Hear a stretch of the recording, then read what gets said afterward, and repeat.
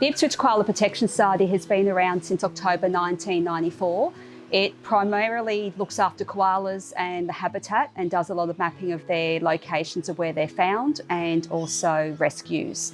Ipswich Koala Protection Society doesn't just look after the Ipswich region, it looks after anywhere within the Queensland region. We've got carers across the whole state that are members that do rescues 24 hours a day, 7 days a week. It's a non-profit, it's a non-government funded, it relies solely on members and also donations of the public.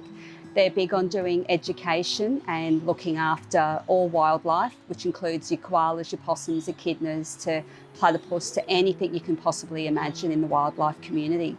Being a carer is a very rewarding job.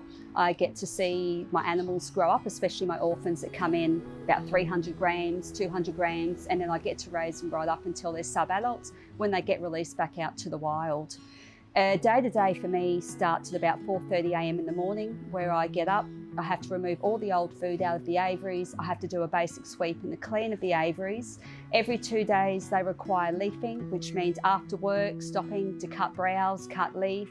About 4 o'clock every afternoon it starts the feeding program. So once they're fully leafed and have all that, I've got orphans, so the little ones that require milk.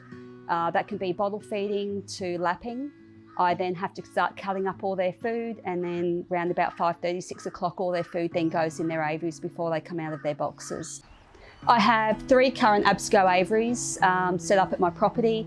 Without the Absco aviaries, it would be impossible to raise my babies up to sub-release. To have a possum in care, they start off in a basket from around 150 grams up. They stay in that basket until they're about 300 grams, and then they move on to a smaller cage. They move into a parrot cage. When they're about 850 to 900 grams, they need to come outside into aviaries where they need to learn to climb, jump. They need to learn how to forage and eat food. So without the Absco aviaries, it would be impossible for me to be able to get my guys ready for release and give them as much practice of climbing and being a possum that they could possibly be. So this is Rasta. He's about 1.3 kilos and is nearly ready for release.